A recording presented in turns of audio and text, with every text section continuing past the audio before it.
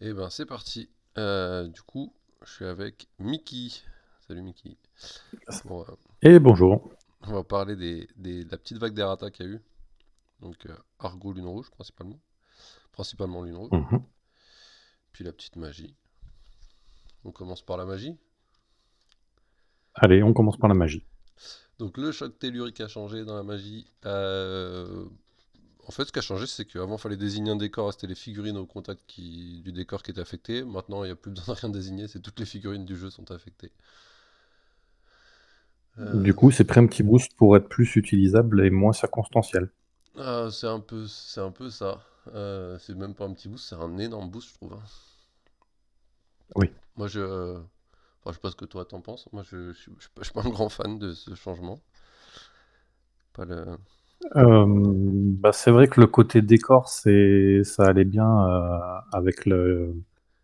qu'on appelle ça, avec le fond de la carte justement du côté des bâtisseurs, parce que du coup, on peut aussi faire ça sur un golem en lui-même qui compte comme un décor.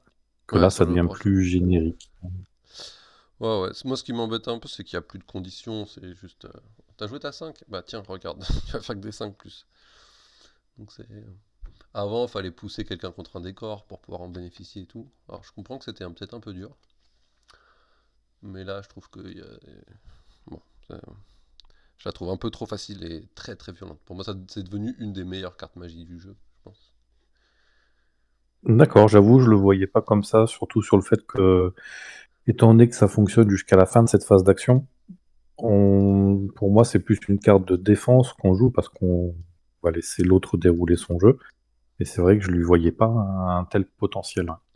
Bah, c'est une carte de défense, ça c'est clairement bien vu là-dessus. Euh, Par contre, t'imagines toi tu joues ta 5 et ton adversaire il te sort ça, ça veut dire que sur ta 5, tu vas faire que. Il n'y a que les 5 plus qui vont marcher quoi. Alors pour C'est l'adversaire aussi, vrai. s'il veut esquiver ou riposter, ça va être compliqué, mais, mais par exemple, si t'es un joueur un peu agressif et que tu t'agresses d'abord, tu t'épuises et ensuite tu joues ça, et ben toi t'as pas l'intention d'esquiver de riposter donc tu t'en fiches. Et puis ton adversaire, par contre, toucher que sur du 5 c'est dur. Alors ça dépend des dés, tu vois, ça en fait une carte très très aléatoire sur les effets.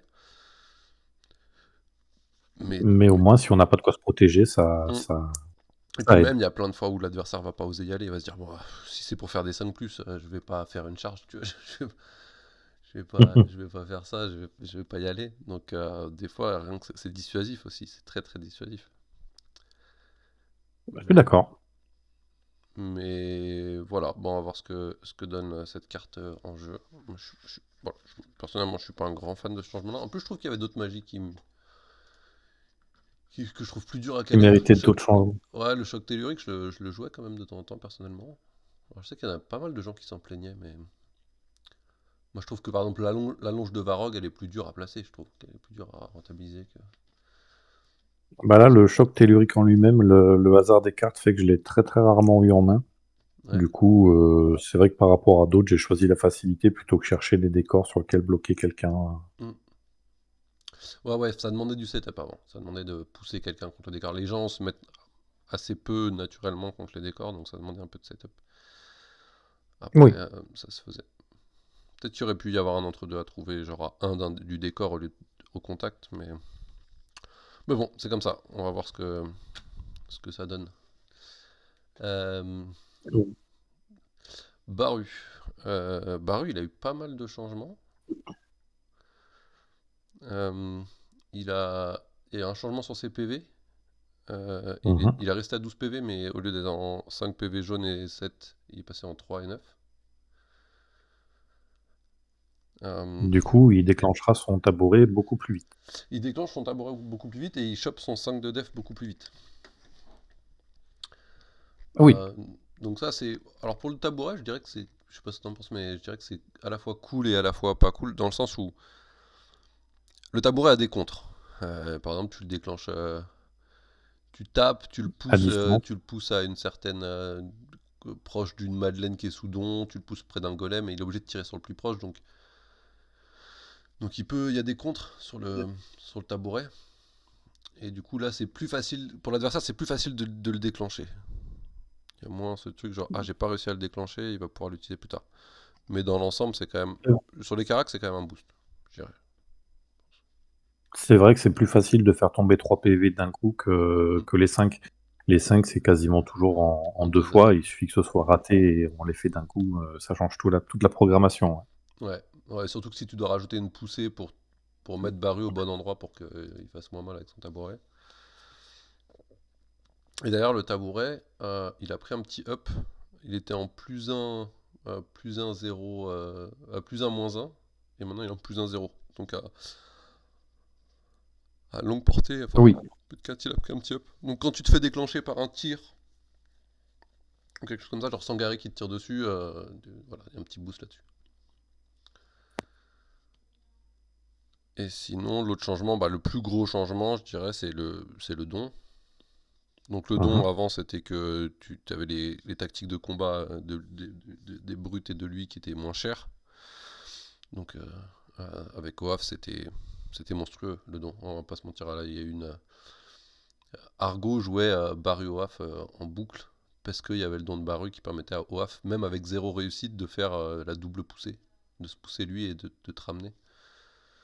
Oui. Euh, Même avec zéro réussite. Donc il te faisait ça plus les dégâts de la charge de OAF.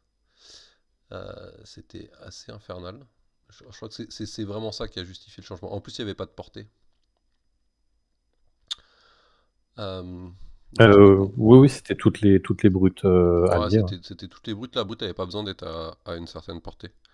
Donc, tu utilisais le don, Oui, tu faisais ta charge et après tu faisais gratuitement je pousse au haf et je pousse au garef. Quoi. Bon, c'était pas. Puis je retape et puis je repousse et puis je repousse et c'est gratuit. Bon, c'est un peu dur, je trouvais. Euh, et du coup, quelqu'un qui était au milieu de ses propres lignes se retrouve après une action limite au milieu des lignes de l'argot et ouais, c'est beaucoup moins drôle. ouais, c'était. Et puis c'était facile, il n'y avait pas de prise de risque. Comme c'était zéro réussite, même si tu faisais un full échec sur ton jet de dés, tu ramenais l'adversaire. Donc il y avait vraiment zéro prise de risque, rien du tout. Bah, là-dessus, pour l'avoir affronté à 3 parties d'affilée à l'un des tournois que j'avais fait, je sais plus si c'était celui à Lyon ou à Montpellier, enfin peu importe. Et j'avoue que ce qui était frustrant, c'était le côté, comment dire, ne rien pouvoir faire, juste on subit, Hmm, et il n'y a pas son mot à dire, il n'y a rien à faire, et on regarde sa figurine partir. traverser un quart de la table, arriver de l'autre côté, et ben, on regarde et on dit bon bah c'est fini. Ouais, elle est partie là-bas. C'était une SDK Voilà, en plus violent qui te mettait des patates en plus. Enfin, c'était c'est un ça, sacré c'était délire. frustrant. Hein. Donc l'idée c'est aussi de faire tourner les compos, qu'on arrête de voir ce binôme tout le temps, parce que du coup comme il y a ce binôme tout le temps, ça écrasait un peu le reste. Oui aussi, ouais. Euh, et du coup maintenant le nouveau don c'est ça te donne accès à une nouvelle tactique de combat au brut, qui est que pour deux réussites, elle peut pousser deux fois la brute. Donc typiquement, imaginons que je vais aller chercher le slint qui est là-bas. Je peux charger, avec OAF peut charger au Garef, et pour deux réussites, je vais faire 1, 1, 2, et je vais aller me mettre là. Et OAF a même droit à deux tactiques de combat, donc il peut aussi faire, pour une troisième réussite, se repousser une troisième fois, et puis aller se mettre là-bas. Ça donne une énorme force de projection à OAF, Mais à Baru, et puis à la prochaine brute qui arrive.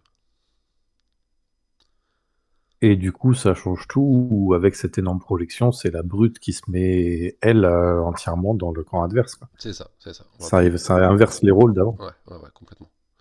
Et puis ça lui enlève des réussites. Ça lui donne juste accès à une truc. Donc il a fait moins mal. Hein. Ils font beaucoup, beaucoup, beaucoup moins mal. Bah pour lui, WAF, étant donné qu'il la paye un de moins, il va avoir besoin d'une réussite pour faire les deux d'un coup, et la suivante va être... Oui, du coup, ça lui Non, il prend la paye pas deux. moins cher. Hein. Off, il a le droit d'en faire, il a le droit de faire deux tactiques de combat, mais il les paye pas moins cher. Ah oui, pardon, oui, justement, je suis en train de mélanger avec Ah, c'est ça, c'est l'ancien barreau. l'ancien Autant qui pour moi. permettait de payer moins cher, qui disait, bah, tu mets les dégâts et en plus, tu as les tactiques de combat. Bah là, tu as une tactique de combat Oui, qui est potentiellement. très très intéressante, même pour une fuite, même si tu as envie de protéger Oaf, tu te dis je tape avec Oaf et je me pousse 3 fois pour 3 réussites, je me pousse 3 fois, vas te mettre en sécurité avec Oaf. J'étais en train de taper au Garef, je frappe une fois et puis je me retrouve là-bas. C'est énorme, mais au moins j'ai pas fait les dégâts plus la tactique de combat. Au moins il y a ce choix-là. Et ça pourrait être sympa pour que WAF arrête de mourir rapidement à quasiment toutes les parties. Je pense que ça peut jouer, ouais. Je pense que ça peut jouer. Et puis ça peut permettre, je trouve que c'est vraiment dans l'esprit de l'Argo, ça peut permettre de faire justement des espèces d'agressions éclairs, agresse et il repart très loin, et puis il se repose. Sur une 3 actions, le don est une fois par phase, donc tant que tu as des points d'ombre, tu peux l'utiliser, surtout que OAF il ramène un point d'ombre alors qu'il n'a pas de don. Donc tu peux vraiment te permettre de faire charge. Euh, je, je me, je me pousse 2 fois avec la tactique de combat. Repos, repos. Tu vois. 3 actions, je suis allé mettre une patate. Qui fait un peu moins mal parce que j'ai perdu 2 réussites pour faire ma tactique de combat, mais je me suis remis dans un setup correct. Donc ouais, ça va peut-être augmenter la longévité de WAF. Bah, qui fait moins mal avec un WAF à bonne santé. Du moment qu'il est dans le rouge, il va faire la même, sauf qu'il va donner sa patate gratuite là-bas avant de revenir. Ouais, il va revenir Donc il fera avec la patate un peu électrique. moins mal, mais quand même. Ouais, ouais, bah un peu. Non mais faut qu'il tape quand même, ça reste WAF. Tu payes quand même 2 brutes WAF Baru à 2 Dendu, 2 VT1, il faut que ça tape un petit peu. Mais en tout cas, C'est ça. moi j'aime bien ce changement sur le don. Ce changement de Baru de manière générale. C'est pas trop fort. J'espère que c'est assez fort que ça, on va l'utiliser quand même de temps en temps. Je sais pas si. Mais je pense que ça va être plutôt en fin de partie pour aller attraper un mec qui traîne ou pour se sauver. Mais, euh, D'accord. mais on va voir ce que ça donne. En tout cas, j'aime bien et puis ça permet d'arrêter cette méta. Que ce soit pas constamment. Je pense que ça reste jouable au Havbaru, mais au moins on arrêtera de les voir tout le temps. Pour avoir les autres choses en argot qui méritent d'être vues. Oui, suivant les missions, on va pouvoir voir des différences. Mm. Alors que là, c'était infernal, hein. C'était OAF Baru et puis le reste on adapte, mais c'était OAF Baru à toutes les parties. En tout cas, dès qu'on allait en tournoi, dès que ça jouait un peu, essayer d'aller jouer un peu compétitif, l'Argo jouait autour de OAF Baru. Oui. Et je sais pas si t'as d'autres trucs à rajouter sur Baru. Non, c'est pas pour moi. Enfin, c'est pas moi. C'est tout pour moi. C'est la faction que je connais le moins, que j'ai pas encore joué, donc j'ai rien de plus qui me vient à l'esprit, là. Eh ben, on va pouvoir parler de log vite fait, puis après on passera sur ton cœur de métier. Ça me va. Locke, pas mal de changements aussi. Du coup, il a pris un gros nerf dans ses caracs. Il était à 3,5 en combat, il est passé à 2,4. Il était à 3,4 en def, il est passé à 2,4. Et il était à 3,5 en esquive, il est passé à 2,5. En gros, 2 dans le jaune et puis 4,4,5 au lieu de 5,4,5. Et il a gagné. Il a un de ses PV rouges qui est passé en PV jaune. Oui, Donc ça c'est pour ses caracs. Bon, il a pris une grosse baffe sur les caracs. Euh, Ce qui m'embête un peu personnellement, c'est que on voyait assez peu Itzal ces derniers temps et que là du coup, Locke c'était un profil qui donnait vraiment envie de jouer Itzal parce que tu chopais un 5 de combat, 4 d'endu, VT2. C'était vraiment un truc que tu voulais aller chercher. Et puis là, t'as peut-être un peu moins envie d'aller le chercher.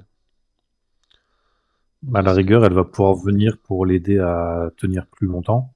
Ouais, avoir son 4 et son 5 d'esquive. Mais c'est vrai qu'avant Mais ça faisait un peu rêver. Enfin, je trouvais que quand on jouait Argo, ça faisait un peu rêver ce 5 de combat, 4 dans du VT2 avec Itzal, t'avais envie d'aller le chercher. Bon, la combo oui, reste sympa parce que comme il est passé de 3 à 2 en jaune, bah, là, le différentiel, elle lui apporte toujours un plus 2 de combat. C'est juste que tu chopes plus ton 5, mais t'as toujours un plus 2 par rapport à si tu la prends pas. oui, Au niveau des changements de l'autre côté, euh, il y a le chariot de fortune qui était à une fois par tour, qui est passé à une fois par phase. Donc en fait, il va pouvoir se faire pousser. En gros, il avait tous les rôles. Locke, on le voyait dans toutes les compos parce qu'il avait tous les rôles. Il a un des dons le plus fort du jeu. C'était un combattant avec son 5 de combat. 4 dendus et VT2. C'était un soutien avec la lanterne et son don, et son chariot de fortune. Enfin, il faisait tout, en fait. Donc, c'est vrai qu'on le voyait tout le temps. J'ai rarement vu un Argo ne pas jouer Lock. Et là, du coup, il était plutôt orienté support, du coup, quand même.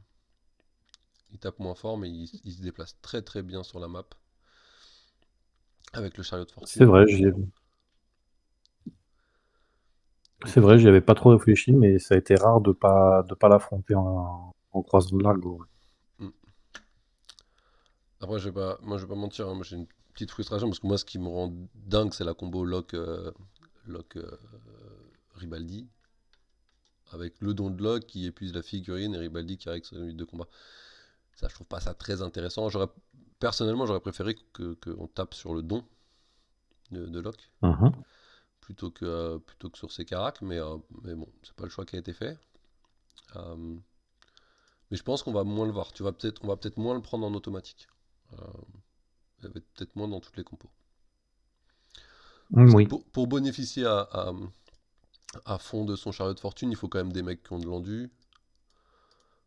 Donc peut-être avec un foil ou des choses comme ça. On va le voir toujours avec Baba, il combotte avec Baba, donc avec le 4 d'endu de Baba, ça continue de marcher. Et puis on a quand même envie de le prendre avec les brutes parce que les deux d'endu ils aiment beaucoup son don. Donc on va continuer à le voir, mais peut-être en moins automatique. Donc c'est pas plus mal.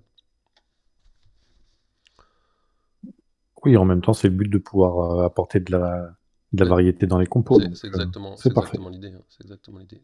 En espérant que ça marche. On va voir si c'est le temps, hein, qui va nous dire si les changements marchent ou pas, si les gens ont moins envie de le jouer ou pas, ou si il reste tellement important par son don, par le fait que ce soit un VT2 stable, ou peut-être par son 4 dendu, peut-être qu'il y a un truc qui fait que il va continuer à être joué tout le temps, j'en sais rien. Mais en tout cas, la volonté, c'est ça, c'est d'apporter de la variété, de dire, ok, si tu prends Lock, tu fais un vrai choix de support. Donc, il va falloir que tu fasses des choses à côté. Et Oui, parce que même la variation sur le chariot de fortune, que ça devienne une fois par phase, autant c'est intéressant, autant ça nécessite qu'il y ait des personnes un peu partout sur la map pour le pousser, pour en profiter. mm, Donc je le vois bien ressortir sur des missions qui vont avoir besoin de beaucoup de mouvements ou de projections, ouais, euh, plus que sur toutes les missions en général. ouais, ah ouais, complètement. Ah ouais, et puis, ouais, puis t'as un peu plus envie de le taper aussi. C'est vrai que, alors en tant qu'adversaire, parce que moi j'aime bien quand on réfléchit à des profils, c'est pas que pour le mec qui le joue, c'est aussi beaucoup pour le mec qui l'affronte. Et je trouve que quand tu l'affrontes, là, tu te poses la question parce que à deux de combat, il te fait pas peur en fait. Il te fait rien. À 3 de combat, ça peut toujours être un peu gênant quand même. Il peut te grignoter. Avec un 4 d'endu, 3 de combat, Takara, on voit qu'elle tue régulièrement. Enfin, il y a plein de profils comme ça, 3 de combat, 4 d'endu, qui te font mal quand même un petit peu. Là, 2 de combat, en général, ça fait pas mal quand même. Donc, Donc du coup, ça va permettre de profiter plus longtemps de ses capacités. ouais, c'est ça. Donc l'adversaire a Qu'il- un vrai gros choix de est-ce que je le tape pas et je me dis je l'ignore, bah, je vais subir son don et puis je vais subir son chariot de fortune, je le laisse tranquille. Ou, euh, ou est-ce que je le tape très très vite en me disant qu'il passe que à 4 de combat et plus à 5 pour lui enlever son chariot de fortune. Et chariot de fortune, c'est surtout pour les joueurs agressifs. Donc on l'a dit, ça permet de jouer l'objet très très bien. Mais pour les joueurs agressifs, ça permet aussi d'apporter le soutien sans dépenser d'action. Bon, Oui, voilà, je sais pas, on prend une compo comme ça. J'ai envie d'aller taper avec OAF sur Ogaref. Et ben, je vais d'abord faire un chariot de fortune pour mettre Lock en soutien. Et ensuite, je vais charger avec OAF dès ma première action. Et ça m'aura pas coûté d'action d'amener Lock. Donc il va pouvoir continuer à faire ça, même si première phase du tour, il a fait un chariot de fortune pour aller ramasser un objet et puis revenir. Et ben il continue à être une menace euh, pour se reprojeter derrière, pour amener le soutien facilement. Donc même si ça va on va pas l'utiliser tout le temps, une fois par phase. Pas l'utiliser à toutes les phases, le chariot. Je trouve que c'est. Rien que par le fait de pouvoir le faire, ça fait planer une menace et ça c'est cool. Et Oui, puis je suis d'accord. c'est vraiment dans l'esprit, je trouve, de l'argot, de se projeter, d'aller taper fort à un endroit et vite. Donc voilà, moi voilà, moi je serais pas du tout parti là-dessus. J'aurais tapé comme un bœuf sur son don et puis j'aurais laissé le reste. Mais au final, pourquoi pas? Je demande à voir. Je suis assez intrigué par ce que ça va donner. Au final, une bonne surprise. Bah j'attends de voir. J'attends de voir, mais peut-être une bonne surprise. Je suis impatient de voir ce que ça va donner. Quels vont être les compos Argo qui vont être joués régulièrement, etc. Donc ouais, donc niveau Argo, les deux profils qui étaient le plus présents en, en Argo ont pris Alors, Locke, c'est pas forcément un nerf, c'est quand même une refonte. On l'a réorienté vers autre chose. Baru, c'est quand même dans l'ensemble un nerf, même si pour compenser, il y a eu le petit changement des PV. C'est quand même dans l'ensemble un nerf. Et, et on va voir ce que ça donne. Est-ce que ça permettra de voir des choses différentes en Argo, j'espère. De voir des Vera, des trucs comme ça, ce serait cool. Euh, on verra. On attaque la lune Oui, ça rouge. ferait plaisir de voir tout le monde. Vas-y, Oui, dis-moi, c'est parti. ça te ferait plaisir de voir des. Non, de voir justement les modifications de compo et de voir beaucoup plus de profils revenir. Ouais, moi j'adore les compos voleurs, et c'est vrai que j'aimerais bien en voir plus souvent. Parce que c'est vrai que tu parlais juste de ça. Bon, dans l'entourage, j'ai pas beaucoup de joueurs Argo, donc je l'ai pas beaucoup croisé. Et je m'étais dit dans les différents tournois, bon, moi je vais pouvoir voir les différents profils. Et au final, je l'ai jamais croisé. Ouais, elle est assez boudée, on en parlera peut-être un jour, peut-être je ferai une vidéo sur Vera. Mais il faudrait que je fasse un tournoi en Argo avec Vera d'abord pour pouvoir en parler vraiment. Mais ouais, c'est un profil qui est un peu boudé. On verra si ça la remet un peu devant. Oui. Bah, c'était aussi boudé, enfin je pense, hein, on verra si c'est que ça, mais c'était aussi boudé parce que comme tu prenais OAF et Baru souvent, enfin, trois quarts du temps, t'avais déjà deux en du 2, donc c'était dur de rajouter une troisième en du 2 dans tes compos. Oui, Donc clairement. elle subissait la concurrence des brutes qui étaient à en du 2, donc c'était compliqué. Mais bon, on va voir ce que ça donne. Lune rouge, tu veux commencer par qui? Pas de préférence, je les apprécie tous. On va peut-être faire par ceux qui ont moins de modifs d'abord. Peut-être Slint, il a pas eu trop de modifs. Ça te va? Oui, c'est parti pour Slint. Oui, bien sûr. Alors Slint, il a perdu un de combat en rouge.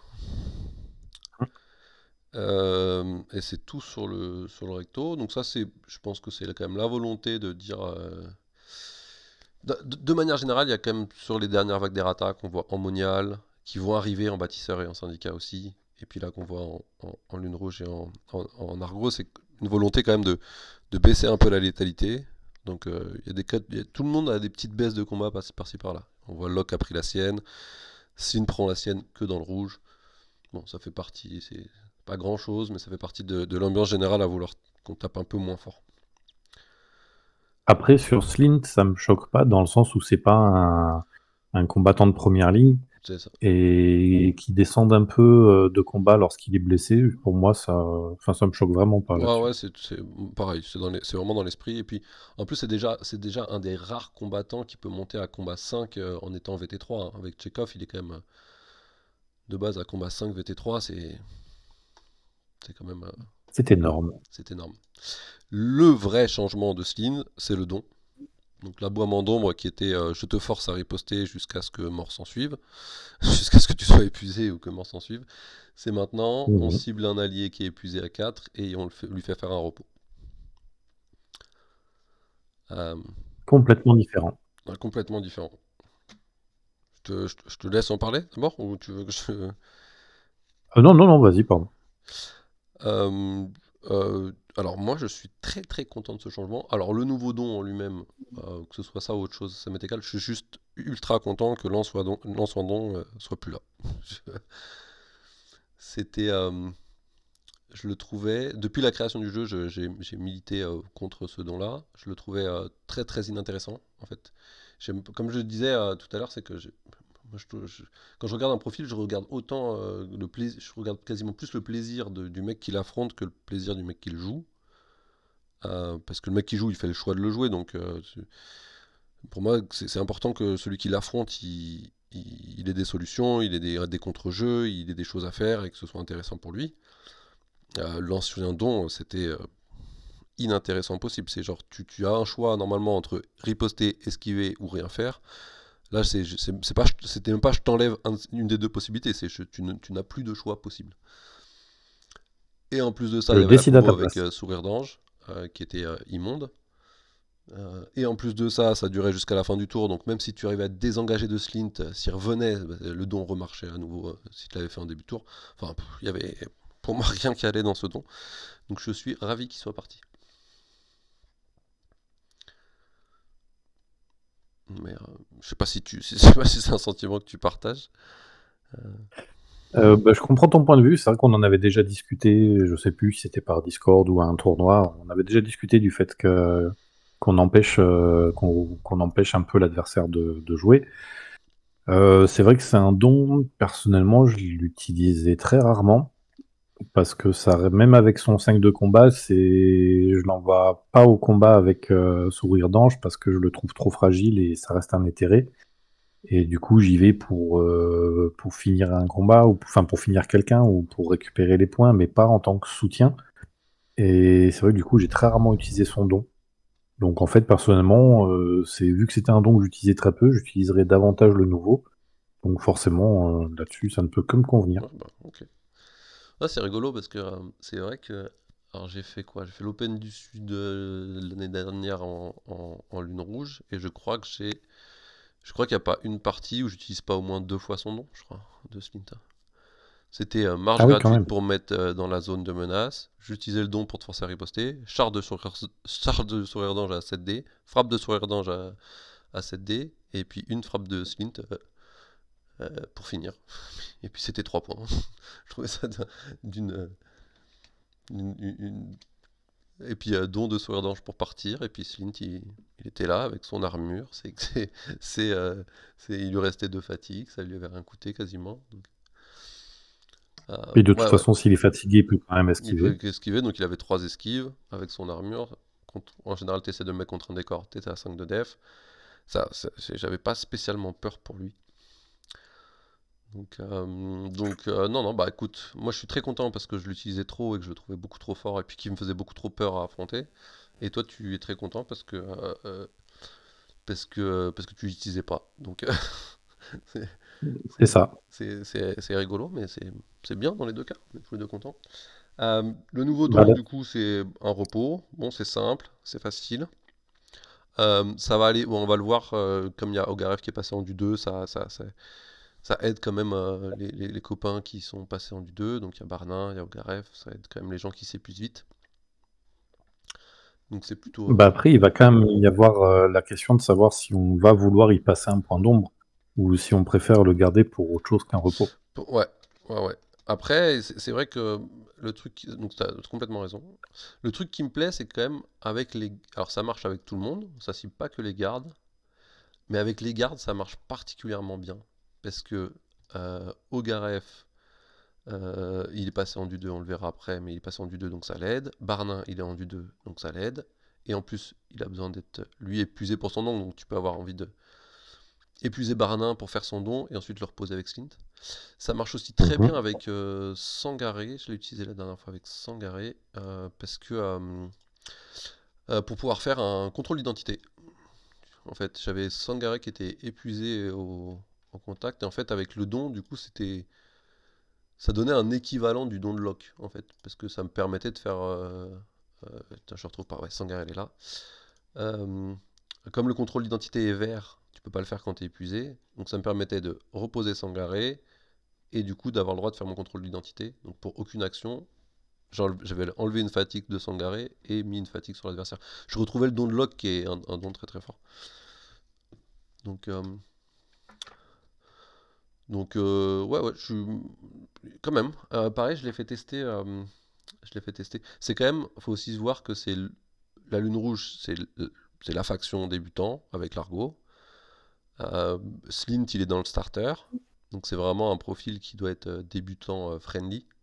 Et du coup, j'ai fait tester le starter pendant des démos, etc. Et les gens l'utilisent en fait, parce que comme c'est simple, comme il n'y a pas besoin de setup particulier, tu as toujours quelqu'un qui est épuisé quelque part à un moment de la partie. Et donc, c'est quelque chose qui est facilement utilisable en fait, surtout quand on débute. Peut-être Ouais, je quand. comprends. Je l'avais pas vu sous cet angle-là, mais c'est vrai que ça devient plus simple d'utilisation. Ouais. Ouais, ouais, ouais. Peut-être que quand tu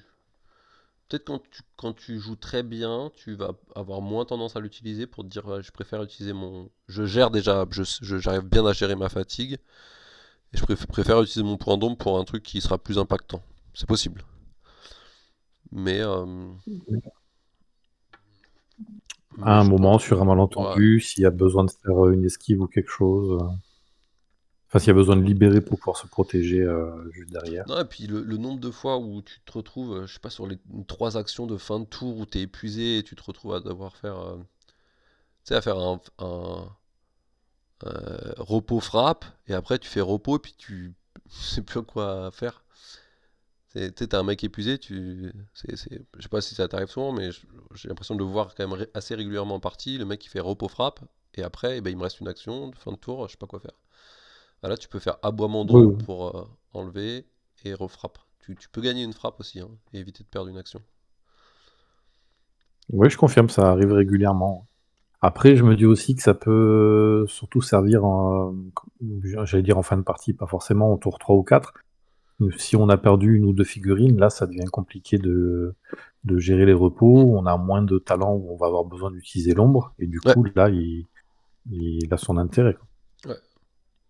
Il aurait presque pu être une fois par phase, tu vois, pour vraiment l'accentuer vraiment. Mais bon, on va déjà voir ce que ça donne. Je pense que ça reste un super profil. Il est pas facile à tomber, surtout avec la baisse générale de la létalité du jeu.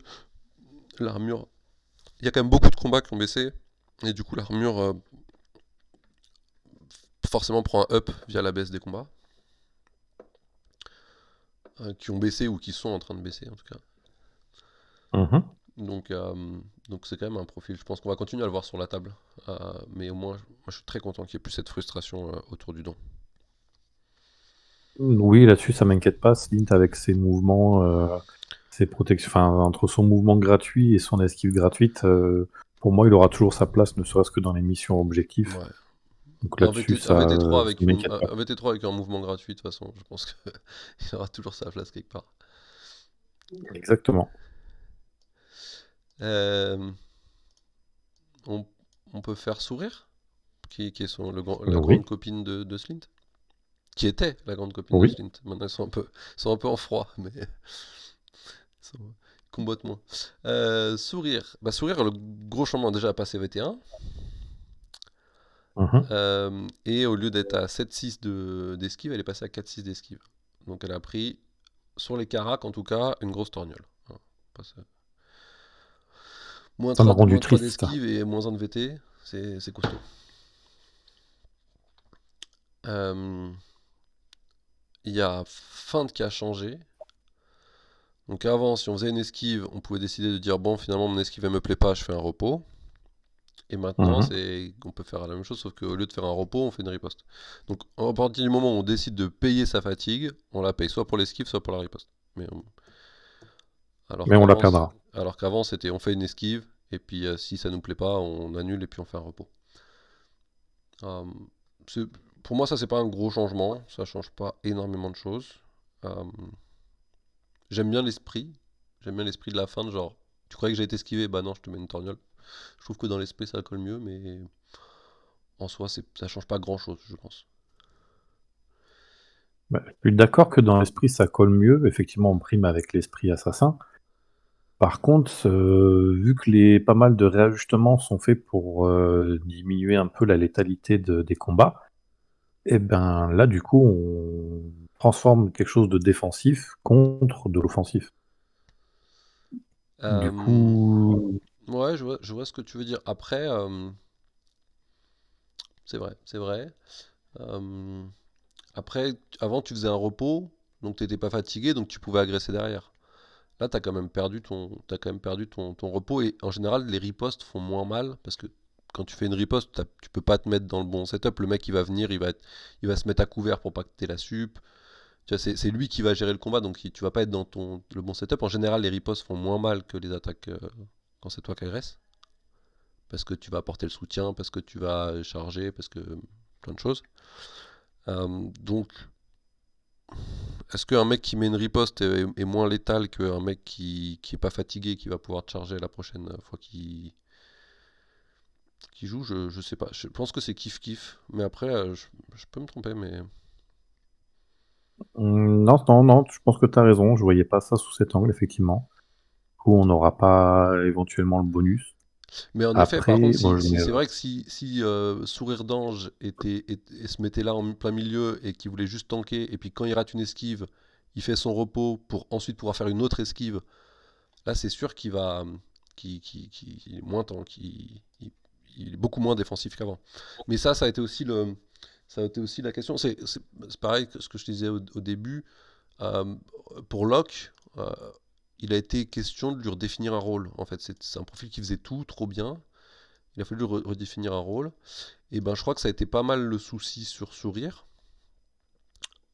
Alors pareil, hein, alors, on n'a pas fini de dire les modifs, mais Sourire, moi pareil, je ne cherchais pas, personnellement pas parti là-dessus. J'aurais plutôt tapé sur l'art de s'affronter que je trouve un peu rude. Mais, euh, mais, euh, mais il y a eu pas mal la grande réflexion, ça a été, ok, c'est un tank de fou parce que avec la feinte plus le set d'esquive, elle tank. C'est un des meilleurs bashers du jeu parce que avec Slint ou même pas. Alors avec Slint, passer à 7 de combat, mais sans Slint, c'est déjà un mec qui tape à 5 de combat et en général, tu fais rien. En général, t'esquives pas. Donc c'est un des 5 de combat qui tape le plus fort du jeu, en fait, parce que l'adversaire esquive pas. oui. C'est un des meilleurs bashers du jeu. Il est VT2 et il tank via son esquive. Donc il a fallu lui redéfinir des rôles et je crois le rôle qui a été choisi de lui supprimer, enfin qui a été choisi de lui garder, c'est le côté basher. Donc l'idée ça a été on vire le côté tank en lui baissant son esquive et en lui changeant sa feinte, et on vire le côté scoreur en la passant VT1. Je crois que c'est ça l'esprit général de la modif. Je comprends. Après, il y a un truc bête, un truc qui arrive rarement, qui m'est arrivé une fois, qui était drôle.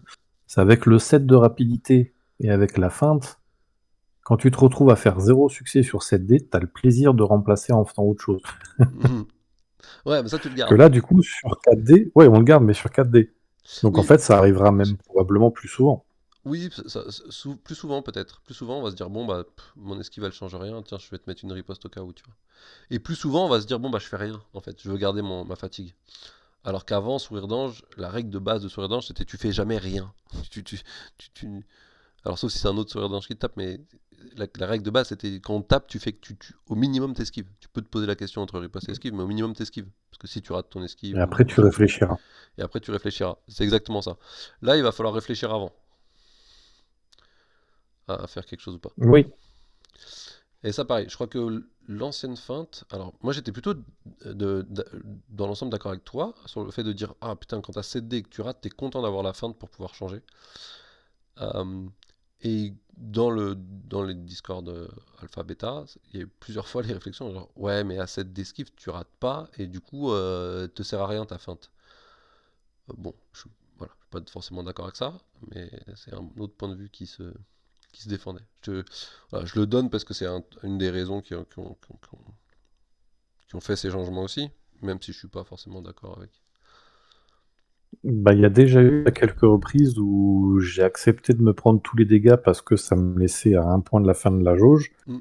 Et tu préfères rester pour celle-là. pouvoir faire ce que je veux derrière. Que Ouais, s'il y avait eu le petit point en plus qui me faisait la jauge, j'aurais gardé l'esquive. ouais. Là, je savais que je m'en prenais quand même pas mal, mais vu qu'il y avait le petit dernier point qui était pénible, je m'étais Comme permis de l'adversaire doit transformer. quand même perdre une action de plus pour te finir ta zone. Alors C'est pareil, ça. cette feinte-là, je trouve qu'elle aurait pu passer en blanc, du coup.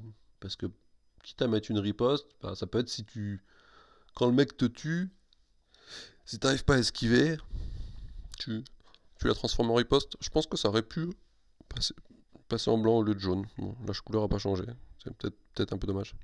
Mais, Ah oui, j'y avais pas pensé à ça. il y a le repli d'ombre qui a changé. Alors, repli d'ombre, c'est le même principe. euh, Sauf que t'as plus besoin d'avoir mis des dégâts. Oui. C'est pour. L'idée, c'est vraiment d'alléger parce qu'il y avait quand même. Il y avait un peu plus. Enfin, en fait, on trouvait qu'il y avait trop de conditions. Il faut être épuisé parce que la cape elle est bleue. Il fallait avoir mis des dégâts et il faut être libre à la fin. On trouvait que pour un truc qui fait une marge gratuite, on trouvait ça trois restrictions là-dessus, plus paye ton point d'ombre, en plus parce que c'est un don. C'est vrai que ça faisait trop de restrictions, donc on en enlevait une. Euh, Qu'est-ce que ça change? Ça change que si tu veux faire de l'objet, aller activer une statue ou un truc comme ça et que t'as pas envie de mettre de dégâts, tu peux utiliser ton repli d'ombre. Ou alors, si on venait venu te taper et que tu as fait esquive, esquive, esquive, tu peux derrière, à ton tour, utiliser ton repli d'ombre pour te barrer. Euh, Ça a cet avantage-là par rapport à avant. Donc c'est un petit up non négligeable, je pense, du don. Et je trouve aussi que ça fiabilise l'utilisation du don. Parce Tu peux que rater ta plusieurs charge, hein. reprises, ça m'est arrivé de. Voilà, non, ouais, voilà, on rate la charge. On réussit pas à faire une seule blessure. Mm. Ou simplement l'adversaire, lui, a pris en compte Prise ça et s'est d'esquive. défendu, a tout esquivé. Mm. Et derrière, on se retrouve comme un couillon au Ouais, milieu on et se retrouve coincé j'ai alors pas qu'on fait le espérait dégât. se barrer. Ouais, ouais, ouais. Complètement. Oups. Donc ça, c'est un petit up qui fait plaisir, je trouve. Et puis, de manière Oui. générale, plus on allège les capas, mieux c'est. Enfin, moins il y a de phrases dans les capas, moins il y a de conditions, de sur-restrictions et tout, mieux c'est. Pour pas oublier des trucs, parce que c'est chiant quand tu dois revenir en arrière. Attends, non, ah, merde, j'ai oublié, sur cette capa-là, fallait que je te fasse des dégâts, j'en avais pas fait, machin truc et tout. C'est, moins Et il y a de du coup, pour restrictions et mieux c'est, fluidifier quoi. le jeu. Mm. Ouais. Donc ça c'est plutôt cool. Donc voilà, si, pour finir, sourire, ben, moi mon avis c'est pas ce que j'aurais fait. J'aurais tapé sur l'art de s'affronter que je trouve très très trop violent, mais je suis quand même content dans l'ensemble du nerf qu'elle a pris. Il était temps. Je crois que ça fait deux ou trois fois. Enfin, chaque vague d'errata, on en parlait de sourire. Et, euh, et il était plus que temps qu'elle prenne son tarif. Et le fait qu'elle passe Je VT1, suis ça, d'accord. ça- ça va permettre de vraiment se poser la question de la prendre dans les compos, quoi. Alors Oui. qu'avant, à VT2, tu te posais pas trop la question. Tu avais un énorme bâcheur à VT2, tu le prends, hein.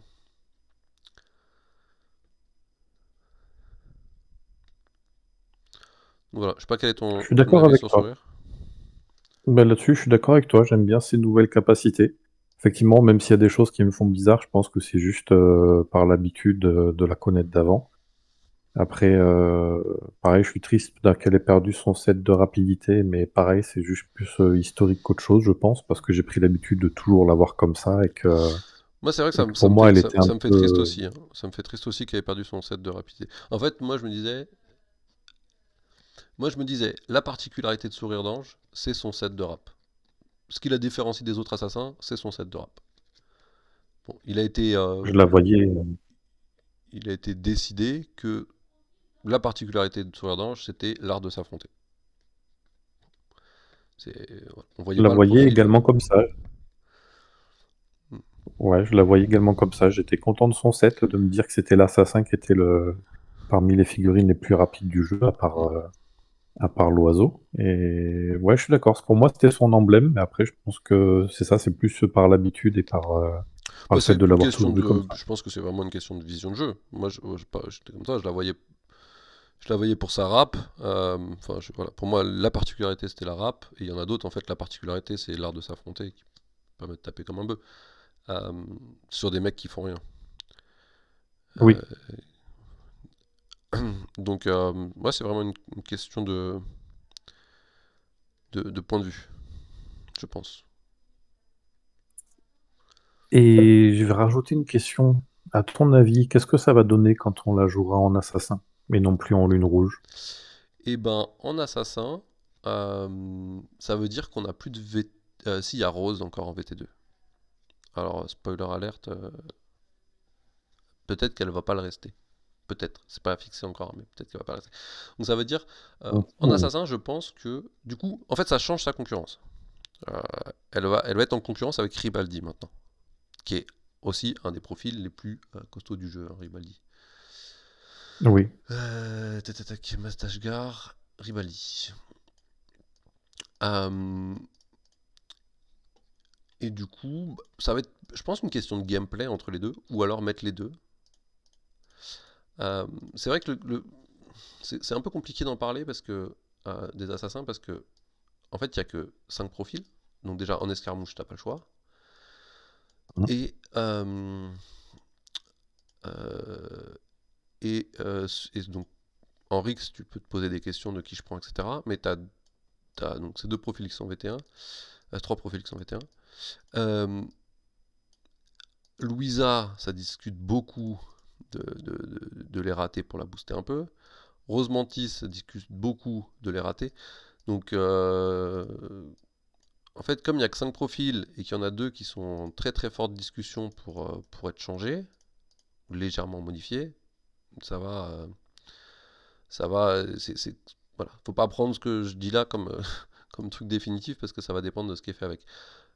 Mais si je dois résumer, en gros, je pense que Sourire et Ribaldi, moi, je continuerai de les prendre parce que pour moi, les deux restent extrêmement forts. Rivaldi l'est de base, mais Sourire reste extrêmement forte dans cette volonté de faire mal.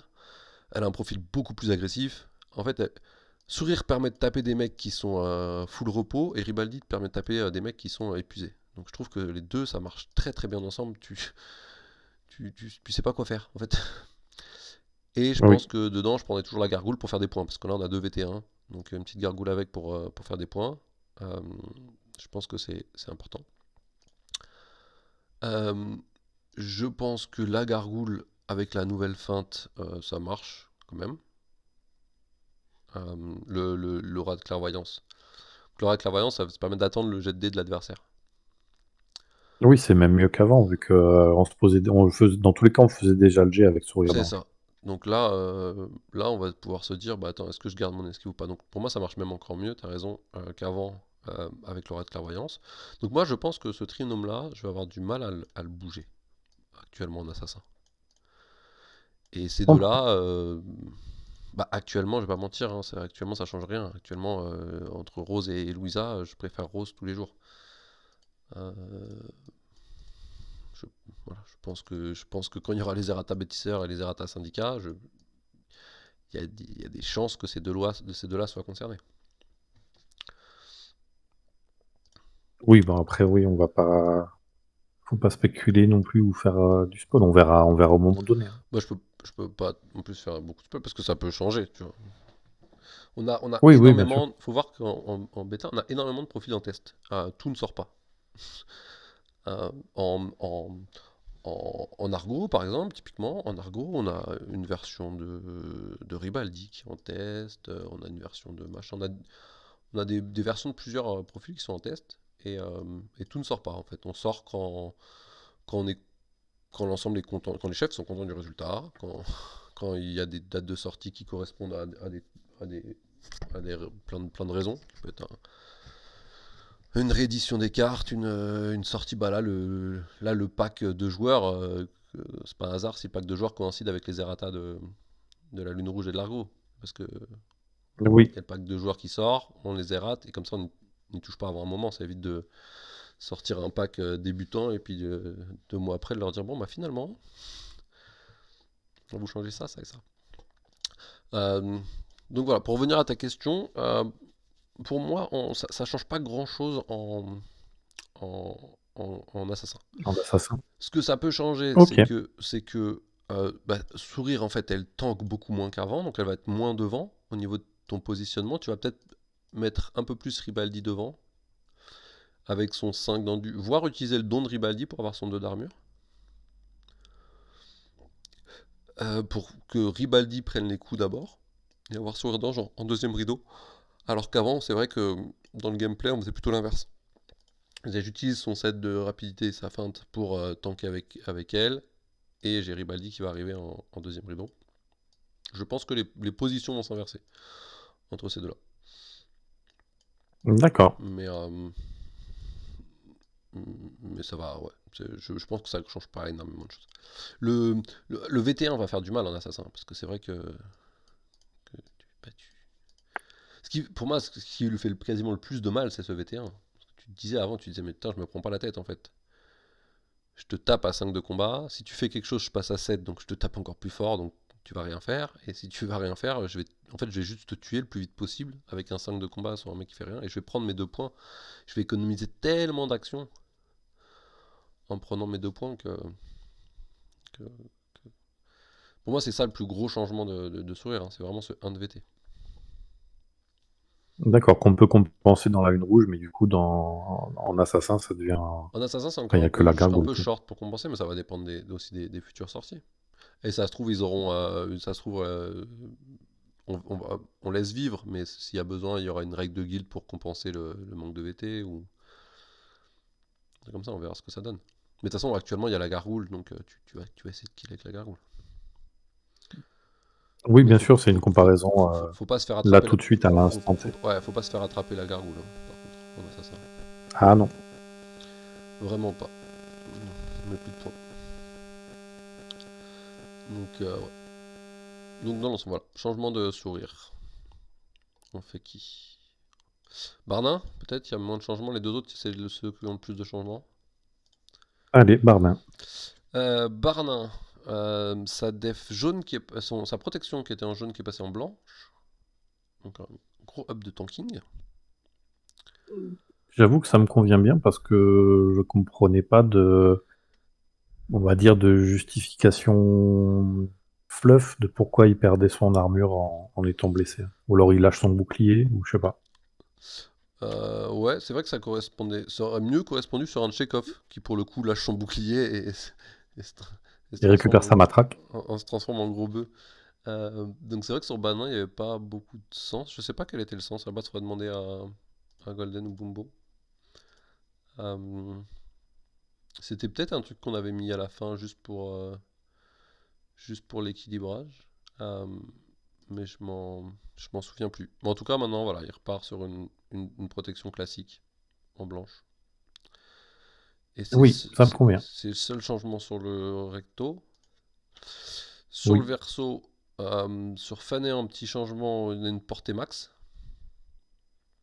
qui est à 6 maintenant. Mhm. Euh, donc ça, c'est... Voilà, de manière générale, on essaie d'arrêter les capas sans portée. Ça pose des questions avec le don de Baru, avec Barna aussi, le mec il est là-bas, il y a Owakan qui dit bah vas-y, bouge. Bon, il y a un moment ça va. Et 6 sur une table de Rix, c'est quand même grand. Donc un mec soit là, c'est quand même grand. Sur une table d'escarmouche, c'est un peu plus short, mais bon, 6 ça reste une belle portée quand même. Oui, c'est juste ça pour éviter qu'il soit à l'opposé de la table seul et qu'il puisse continuer à faire sa vie. Et puis, je trouve que dans l'esprit, c'est aussi un. C'est toujours. Enfin, moi je le vois toujours comme ça, comme un esprit de. Que je disais, apporter un contre-jeu à l'adversaire. L'adversaire peut venir te charger, te pousser là et te dire voilà, si tu veux récupérer ton barnin, je sais pas, pousser là et se pousser là, tu vois. Tu veux récupérer ton barnin, et ben tu vas devoir quand même dépenser une action quelque part. Il va falloir que tu ailles le chercher, Hein. ton barnin. Et je trouve ça toujours plus intéressant quand il y a des contre-jeux pour l'adversaire. De manière générale. J'aime bien, Barnin devient le golem de la Lune Rouge. Ouais, un petit peu. Il y a un petit peu de ça. Euh, euh, Imposant, ça marche plus sur lui-même.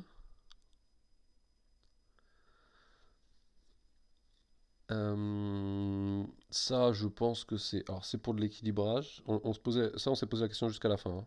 Mais c'est pour l'équilibrage. On le trouvait trop fort quand ça marchait sur lui-même. Et, euh, et puis, de manière générale, à Kairis, on préfère quand les capas ne marchent pas sur soi-même. Oui, Donc, c'est pour être plus dans l'esprit du jeu Kairis, même si des fois on fait des exceptions. C'est plus dans l'esprit. Et c'était aussi une question d'équilibrage. Euh, Et je vais expliquer aussi pourquoi cet équilibrage-là, mais je finis du coup avec le don. Avant, tu ciblais une figurine à 4, tu te mettais au contact et tu la poussais. Maintenant, euh, maintenant c'est engagé par Barnin, donc on a vraiment réduit cette portée. On est passé de 4 à 1. Et en plus, on a limité sur l'attaque de socle. Donc on peut plus le faire sur les 50 mm. Et voilà.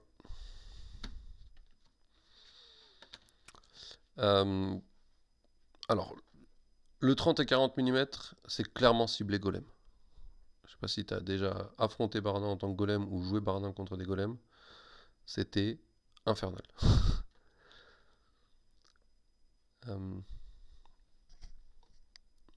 Euh, Moi, personnellement, non, j'ai pas croisé les golems là, quand j'ai joué Lune Rouge. En fait, le truc, c'était que. Voilà ce qui se passait quand tu affrontais un golem. Je vais prendre un golem de Ked et Marbrook. Marbrook, il est là. Golem de Ked Marbrook. Tu avances un peu le golem. Voilà, une distance, on va dire, raisonnable du golem de Ked. Il est à 4 de Marbrook. Mhm. Quand même assez proche. Là, normalement, le défenseur, il est bien. Il y avait Ogaref qui est là, qui faisait un commandement sur Barnin. Barnin. Et puis ensuite, je sais pas, n'importe qui faisait une petite poussée avec le Fanéant sur Barnin. Et ensuite, il y a Barnin qui faisait. Donc là, pour l'instant, pas d'action dépensée. Il faisait frappe avec la supériorité. Parce qu'avec il avait imposant sur soi. Donc il faisait 5d4 plus, il m'en faut 2, je te pousse. 5d4 plus, il m'en faut 2, je te pousse. Et après, petit don. Je me mets là et je te pousse. Et repos. Voilà, 3 actions.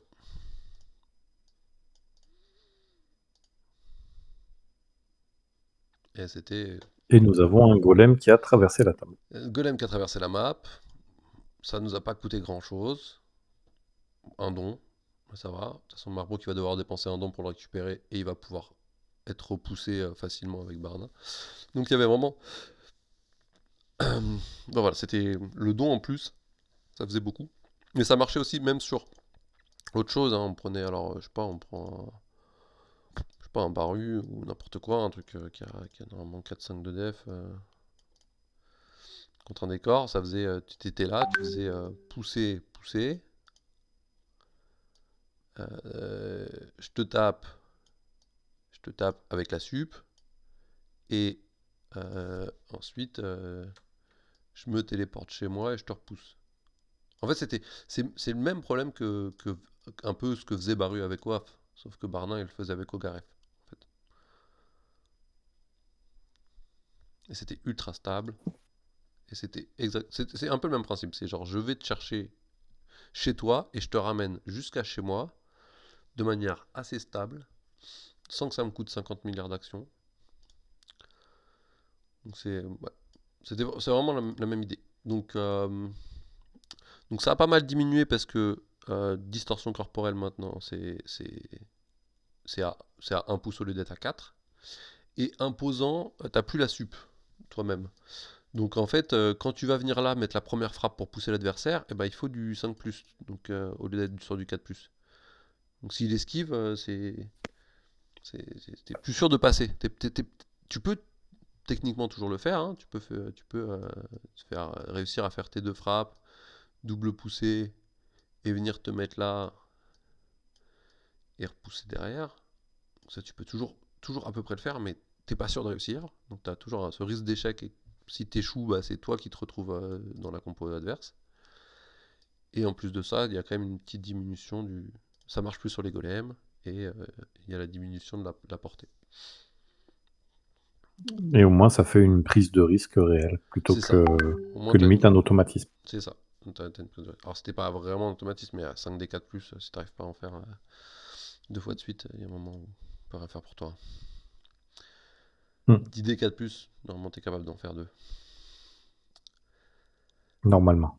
Euh, ou même un, puis après tu te repositionnes avec le don. Enfin, voilà, tu t'en sortais quand même très très bien.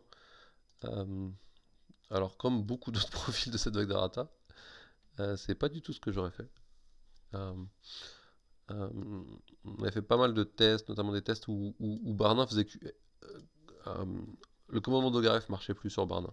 Bon, par des techniques un peu fourbes, mais en gros, pour qu'il ait le droit qu'à une seule poussée en fait. Que vraiment il y a ce côté très très lent. Moi, D'accord. c'était. Et voilà, disant, si Barnin est là, si je reste à plus de ça, il peut pas m'attraper. Voilà, c'est un peu l'idée. Euh, et qui doit chercher un moyen de s'épuiser absolument pour récupérer son don et tout.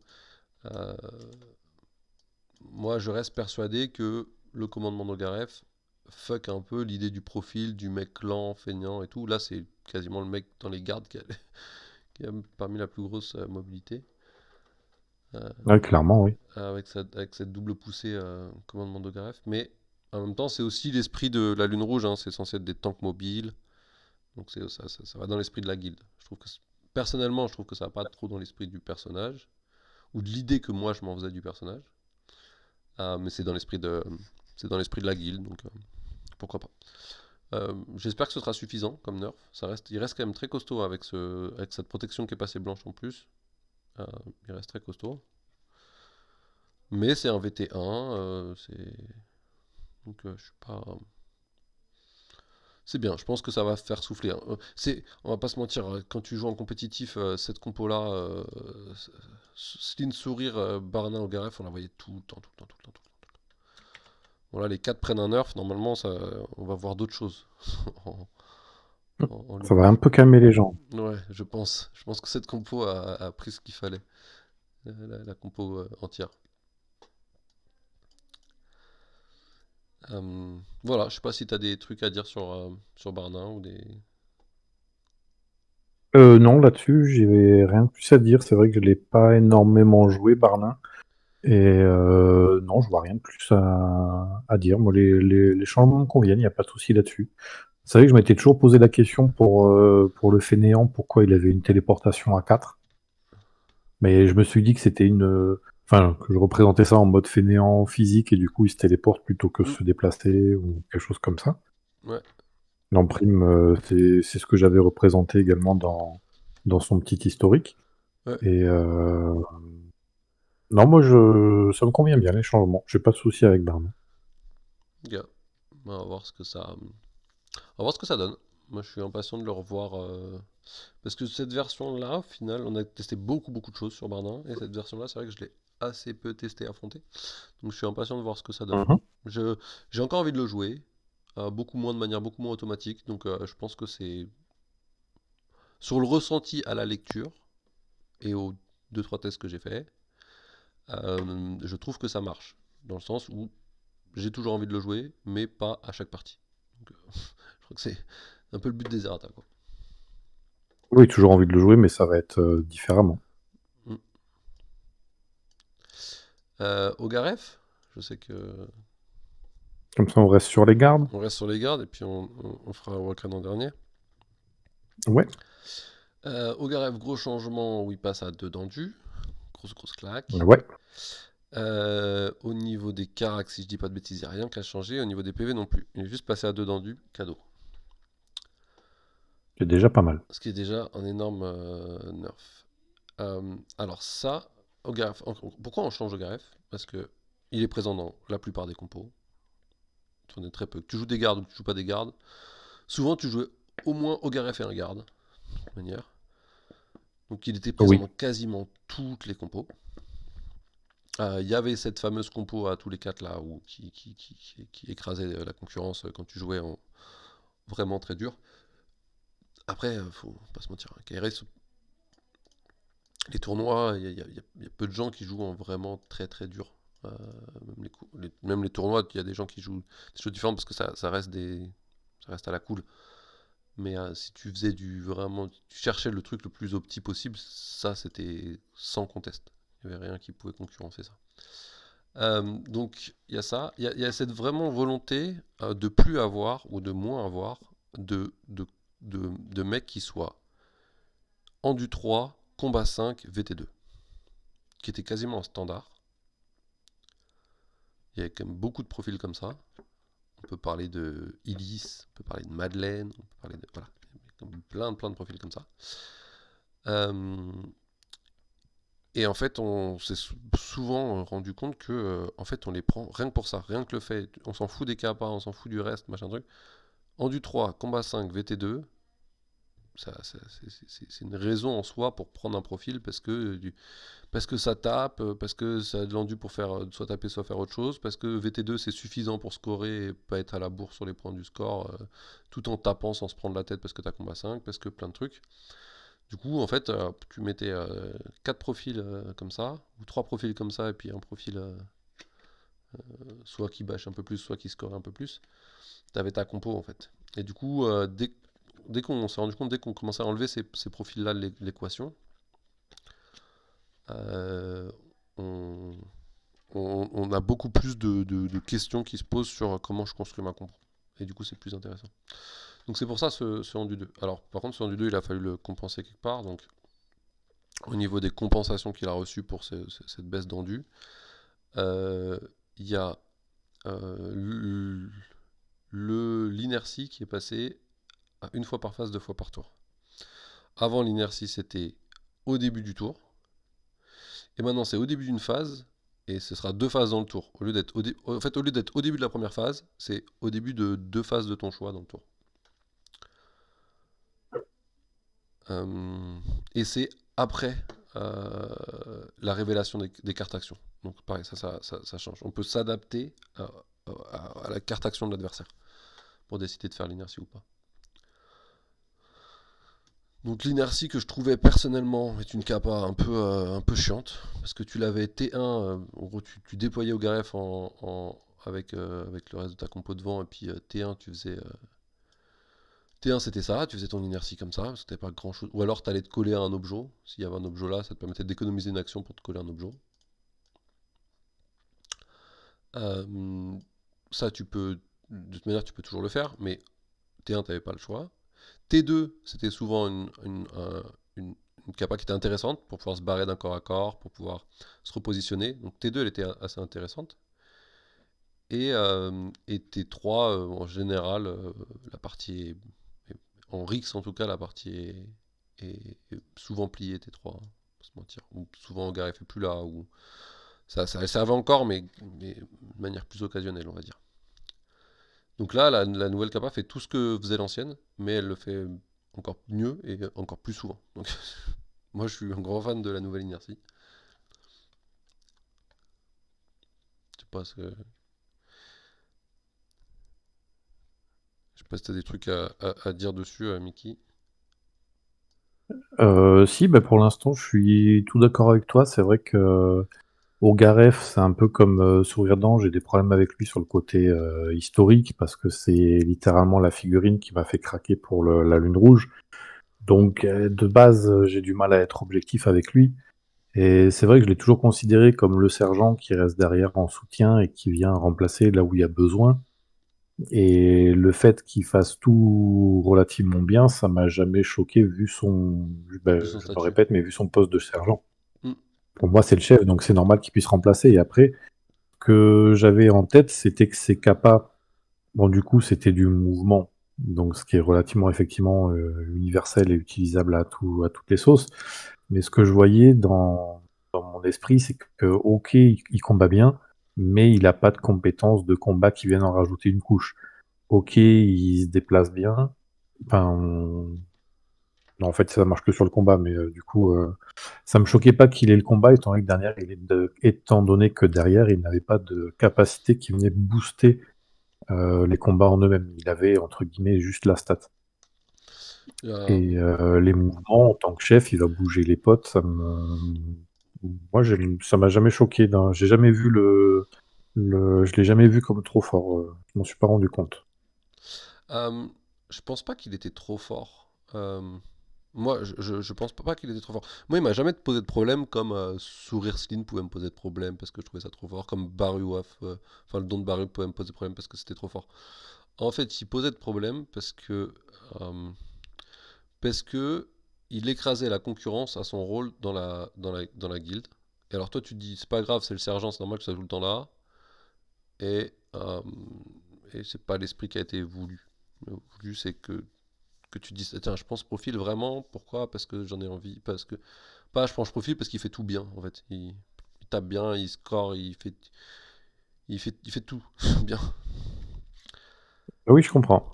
Donc, il a suffisamment de PV et l'armure pour tanker, même sans avoir une def de fou. 14 PV plus armure, il n'y en a pas beaucoup, hein. Hmm. Donc voilà, attends, on va finir les changements puis on va continuer à discuter. Donc commandement est passé à Oui, 2 au lieu de 4. Ça, pour moi, c'était pas forcément nécessaire, mais je pense que c'est l'esprit du fait que bah, ça va te pousser à jouer un peu plus ton inertie, je pense.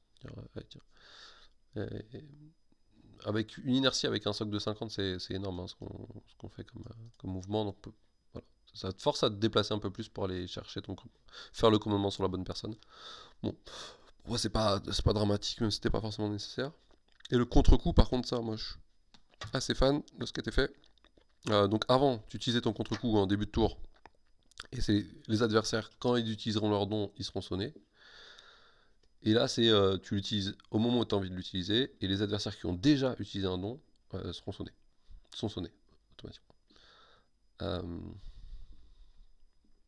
donc ça, pour moi, c'est top. C'est un énorme boost de contre-coup. Euh, oui. Avant, c'était toujours compliqué de dire, attends, je vais utiliser un PO vraiment maintenant, alors que je sais pas si je vais avoir besoin pour d'autres mecs dans le tour. Donc c'était toujours compliqué de lâcher son point d'ombre euh, un peu, entre guillemets, un peu pour rien au début. Surtout qu'après, l'adversaire, il utilise son don quand il est actif. Si le sonnet est vraiment gênant, il peut l'enlever tout de suite. Si le sonnet n'est pas gênant, bah ça change rien, ton don il a servi à rien. Donc je le trouvais vraiment, pour moi c'était un des dons les plus faibles du jeu, je pense. Le contre-coup enfin c'est comme ça que je le voyais moi en tout cas. Le contre-coup de l'époque. Contre des joueurs qui savent jouer, hein. Contre un mec qui débute, qui fait pas forcément attention, qui se dit bah tiens, j'utilise le don de Barus, je prends sonner sur Barus, c'est pas grave. Si, prends sonner sur Locke, c'est pas grave si tu veux, mais sur Barus, sur Barus, faut pas prendre sonner. Ça change tout.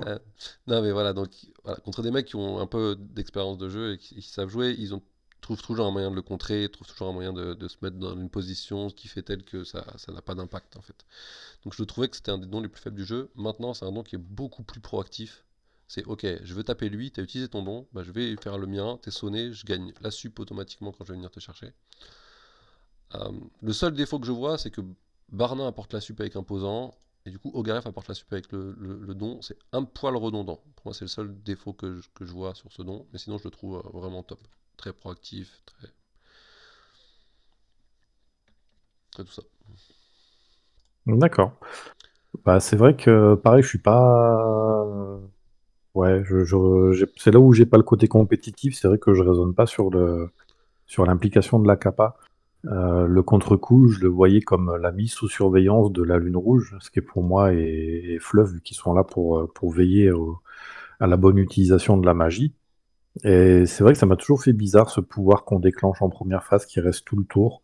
Quand j'en avais fait la remarque, on m'avait simplement dit que c'était juste un pion qui est pas très gênant à enlever, donc du coup c'était pas problématique.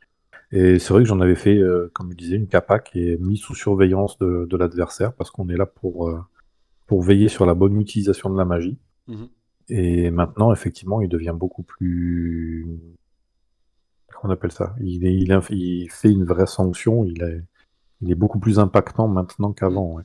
Ouais, ouais. Et puis l'adversaire, ça veut dire que l'adversaire avant, c'était si toi tu utilisais ton don, enfin si Ogaref utilisait son don, l'adversaire il devait se dire ok maintenant je dois faire gaffe si j'utilise le mien.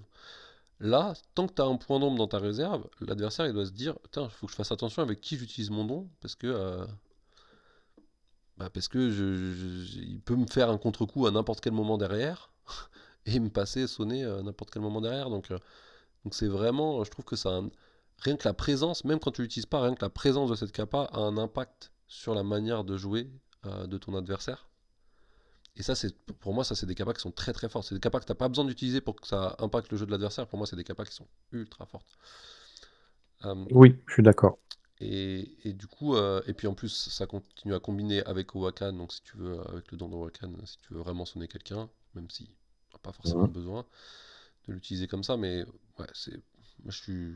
Et puis, je trouve qu'on est vraiment dans l'esprit, tu vois. T'as utilisé ta magie, pas. Prends-toi ton contre-coup, vraiment, le contre-coup de ta magie dans ta gueule. Alors, tu l'as pas forcément en automatique, tu vois.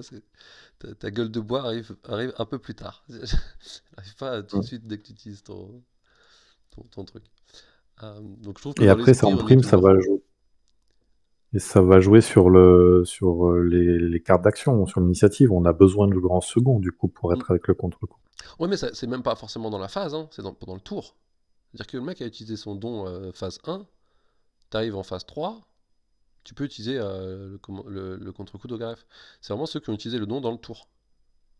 Autant pour moi.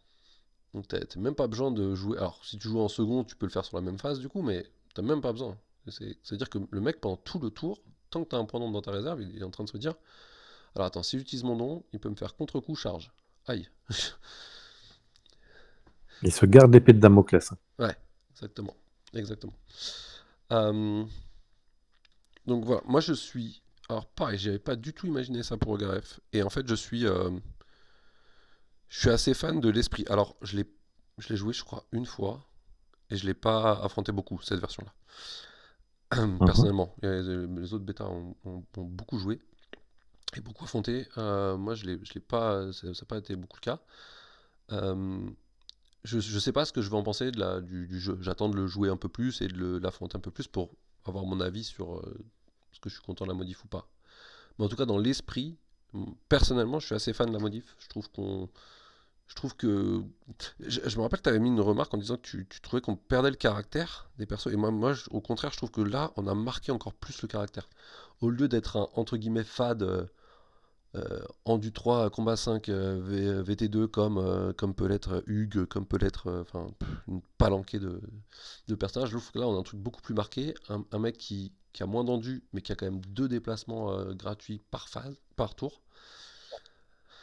Et en début de phase, donc sur une tempo qui est vraiment très différente. Et en plus, en termes de jeu, je trouve que c'est une tempo qui est très très intéressante en termes de ce que ça va pouvoir t'apporter.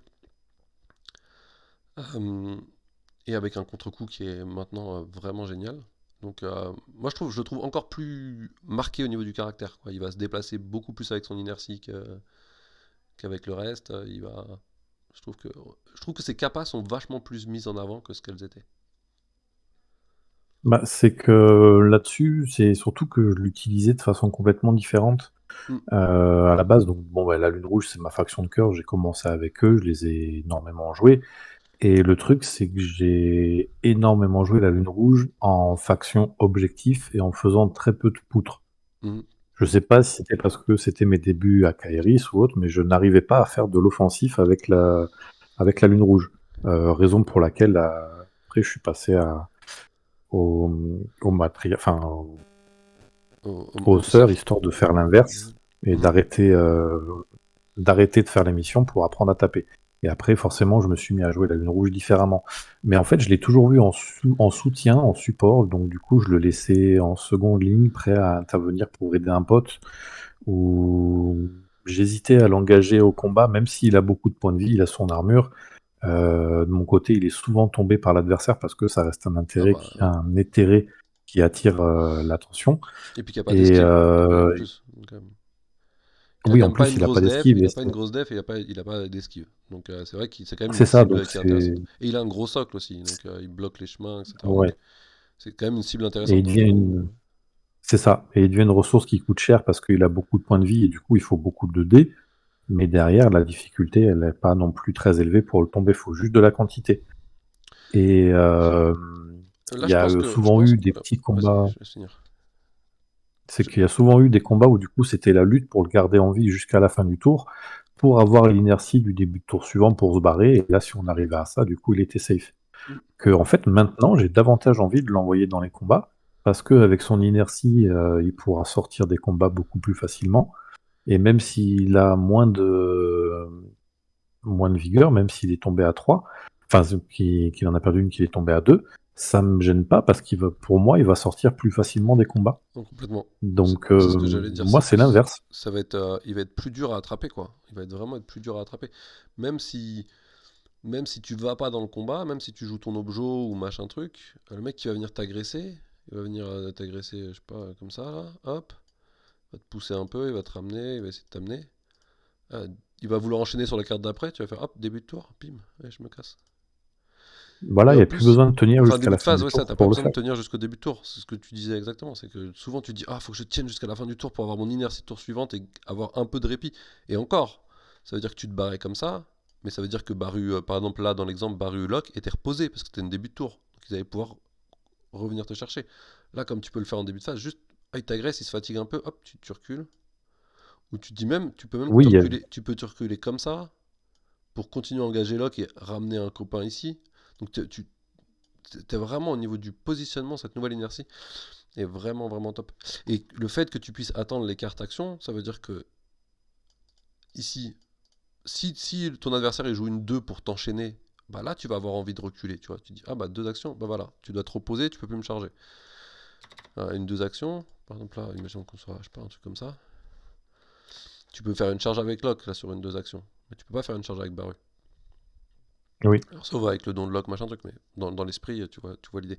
Alors que si l'adversaire il joue une 5 actions, tu dis, ah bah si je joue une 5 actions, de toute manière, je vais jouer mes 3 actions avant, donc je vais pouvoir faire des choses. J'ai peut-être pas envie de me barrer, parce que j'ai peut-être envie d'envoyer quelqu'un sur Baru et le frapper, et frapper Baru avec le soutien d'Ogaref. Donc en fait, tu peux vraiment t'adapter à ce que fait ton adversaire. Je pense que cette nouvelle inertie, c'est devenu c'était une capa qui était triste, que je trouvais triste à mourir, et qui est maintenant, genre, qui va être passionnante au niveau du jeu, au niveau de ce que ça va amener.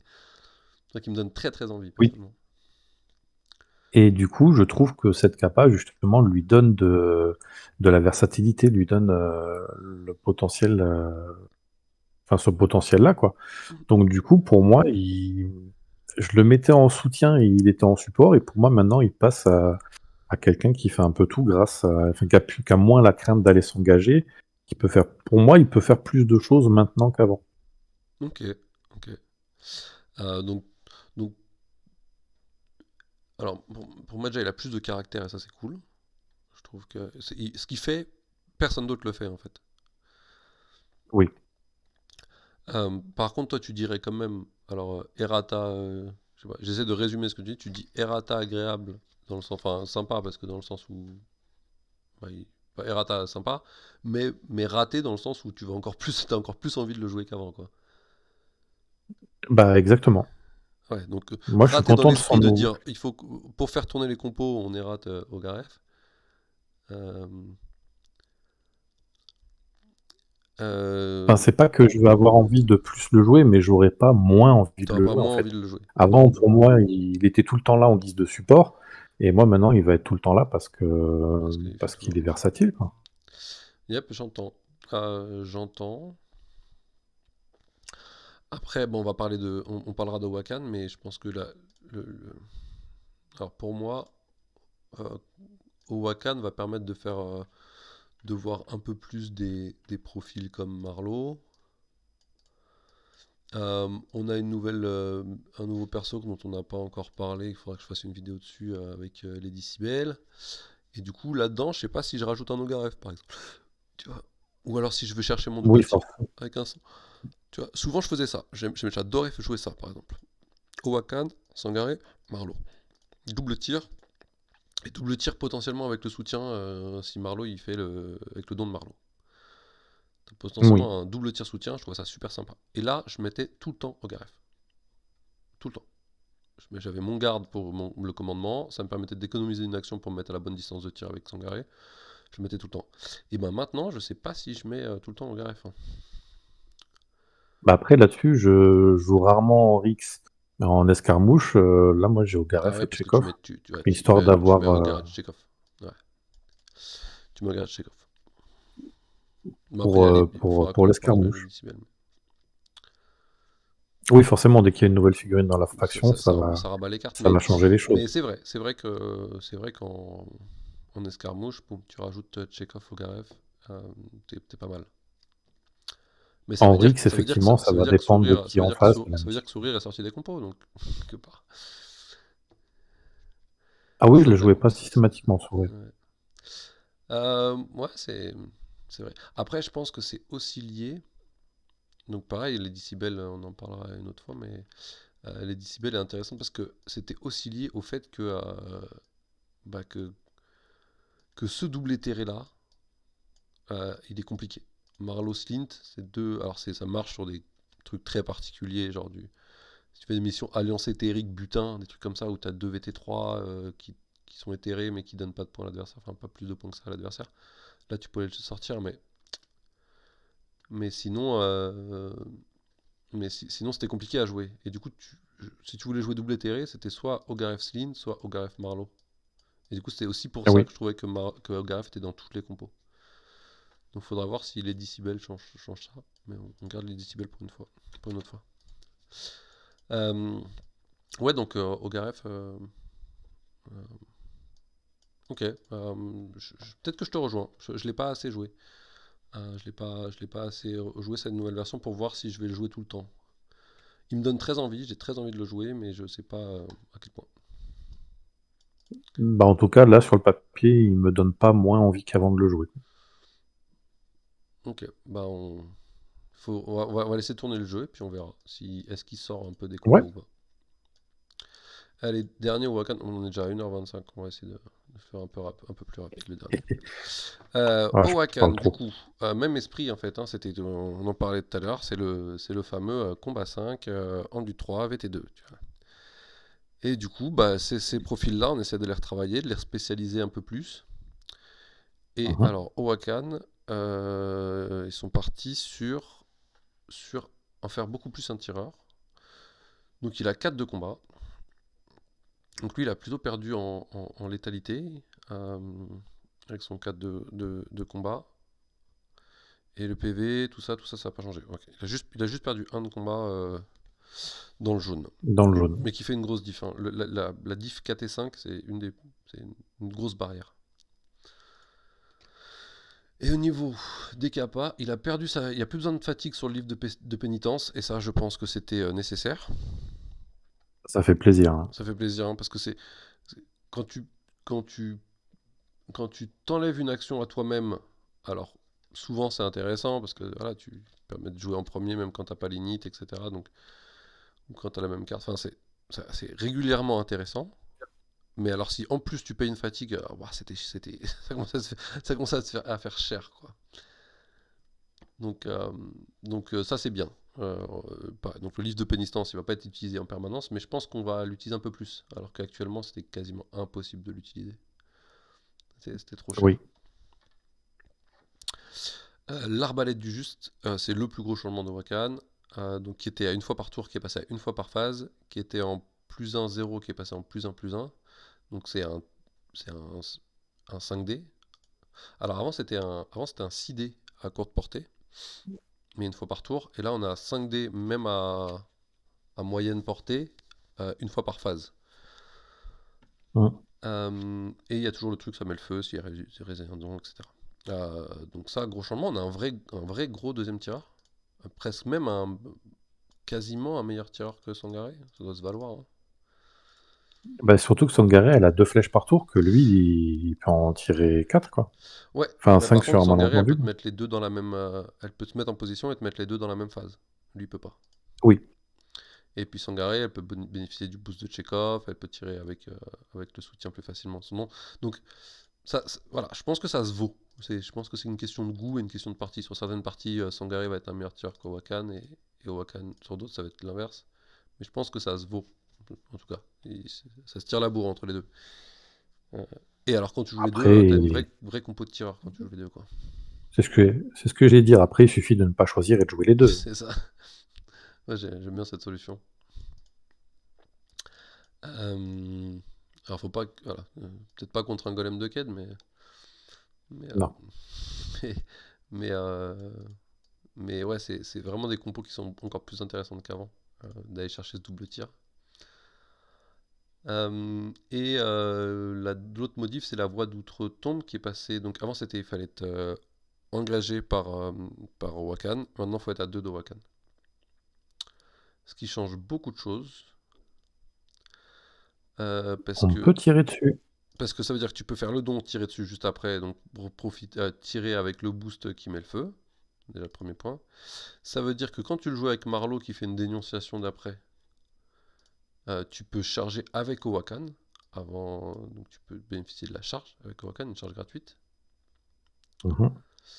Ça change beaucoup de choses et c'est vraiment dans l'esprit du mec qui est pas censé être souvent engagé. Euh, plutôt une espèce de mi-distance. Oui, vu qu'il a perdu son 5 de combat, il y a moins d'intérêt de l'envoyer en première ligne. Ouais, ouais, exactement. Moins d'intérêt de le mettre en première ligne. Et par contre, on a un vrai tireur VT2 qui peut kill, quoi. Parce que Sangaré, Oui. elle est VT1, donc là, on va pouvoir commencer à vraiment faire des kills au tir. Euh, Moi, j'aime beaucoup ce changement. Tu vois, je l'avais même pas envisagé ni bossé dessus et tout, mais je suis assez fan de ce changement. Je sais pas ce que toi t'en penses. Bah effectivement, je trouve que ça lui redonne vraiment la position de tireur parce qu'avant il était effectivement entre les deux, vraiment entre les deux rôles parce qu'au combat avec son 5, il a donné des bonnes claques et il se permettait un petit tir avant d'y aller. Que là, il prend vraiment son identité de tireur, ouais. Et étant donné que c'est la seule faction qui a, enfin, à ma connaissance, qui a deux tireurs, si je ne me trompe, moi ça me plaît bien. Ouais, il y a actuellement, le syndicat est pas loin du double tireur aussi, parce qu'il y a Tencent qui tire et Chao, c'est un pseudo tir aussi, son attaque gratuite. Après, c'est du tir avec le point d'ombre. Ah, Tencent, c'est un tir avec le point d'ombre, et Chao, ouais, Chao, c'est pas un tir parce que le mec peut esquiver, mais ouais, dans l'esprit, on a cette espèce d'agression à distance. Euh, mais oui, c'est la seule faction qui a un vrai double tir, la seule faction du jeu. Et après, ça me convient bien que la Lune Rouge, en tant que garde, sont là plus pour rétablir l'ordre et pas forcément pour donner des gros coups en tapant comme un sourd. Mm, Donc ça me convient bien qu'il y ait un combat de 5 qui se recule un petit peu là pour devenir un vrai tireur. Moi, ça me va bien.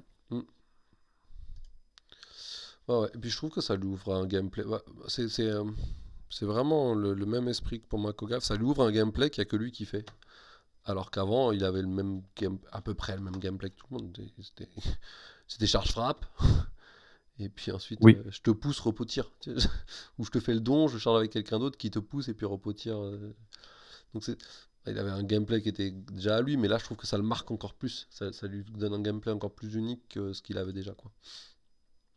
Et puis oui, je suis d'accord. Je ça trouve donne que envie de jouer ça lui- Marlowe, qui est un profil qu'on voit quand même moins que les autres. Euh, Moi, je suis ouais, assez content de ce changement. Tu vois, je l'ai pas vu venir du tout, celui-là. Il y en a d'autres, on en entendait parler. Sourire, un moment. ça fait trois vagues, ça fait trois vagues d'errata qu'on dit ah putain, sourire, elle est pas erratée, sourire, elle est pas erratée. Donc on en Comme entend quoi, elle parler esquivait bien. souvent. Et puis, mais alors, au Wakan, je l'ai pas vu arriver et j'aime beaucoup. Ça me donne très envie de le jouer. Bah, les modifications de Wakan, je trouve, lui donnent beaucoup plus de caractère qu'avant, Mm. en Et faisant le choix qu'il soit réellement tireur. ouais, ouais, ouais, une espèce de tireur mi-distance. J'aime bien. Bah c'est tout, on a fait le tour. On a fait le tour. Bah, alors dans En l'ensemble, prenant le temps, c'est déjà pas mal. ouais. Là, parce que je t'avais senti un peu frustré à la sortie du pack d'Errata. Un peu. Parce que j'aurais pas dû donner mes opinions à chaud, je pense. Parce que je suis dans mes habitudes et vu que c'est ma faction de cœur, j'ai un peu mal pris les changements que je vois depuis le début. Et effectivement, faut pas répondre à chaud. Mais du coup, Il faut mieux réfléchir. à tête reposée, ça va, on t'a pas, voilà, on t'a pas brisé ta faction de cœur. Ah non, non, non, bah, de toute façon, il y a pas de raison, elle peut pas être brisée. On change la façon de la jouer et on continue, ça, c'est pas un souci. C'est juste, effectivement, j'ai toujours vu Garef comme le chef qui du coup maintenant change de rôle. Pour moi, Sourgange, c'était sa rapidité, donc maintenant elle l'a pu. C'est juste des images dans ma tête qui sont parties, mais la Lune Rouge continuera à veiller, ça y a pas de problème. Oui, mais, oui, mais après, il y en a qui vont la préférer comme ça, il y en a qui vont la préférer comme avant, ça fait partie des trucs. Faudrait pas que un joueur Lune Rouge qui commence le jeu parce qu'il aime cette faction-là sorte des errata en se disant ah, mais c'est plus du tout ce que j'imaginais. Ogarev, je pense pas qu'il change de rôle tant que ça, hein, par exemple. Tu vois. Ogarev, je pense qu'il a toujours ce rôle de soutien, il est toujours. On lui offre un peu plus de versatilité, un peu plus de caractère, à mes yeux. Comme Mhm. ça que je le vois, un peu plus de caractère, un peu plus un peu plus d'importance sur deux de ses capas, parce qu'il y a quand même deux capas sur trois qui étaient tristes, quoi. Mhm. Donc pour moi, il a toujours ce rôle-là, hein. Il peut toujours être joué de la même façon. Bah après, les choses que j'ai mal compris au début, c'est que on m'a répondu que le but c'était de rendre le jeu moins létal, sauf que le nouveau Garef me donne envie de l'envoyer plus au combat. Oui, Donc du mais coup, bah, c'était là alors, où... faut voir aussi moins létal par rapport aux grosses brutasses comme on peut l'être Ben, moi, Bumbo, des mecs qui vont t'optimiser les mouvements et qui vont te dire ok, tu me donnes un 3 d'endu, bah tu vas te prendre charge frappe. Et bah là, là, on va Ouais, devoir faire inertie, frappe, frappe. Donc pour mettre les deux attaques. Et ben on a perdu un plus un sur la charge. oui. Donc, donc on a perdu en létalité à ce niveau-là, en fait. Parce que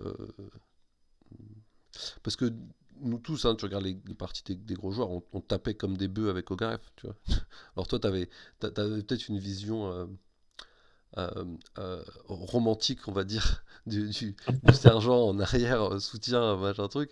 Nous, on voyait un 5 de combat en du 3. C'était pas romantique du tout ce qu'on faisait avec, hein, je t'assurer.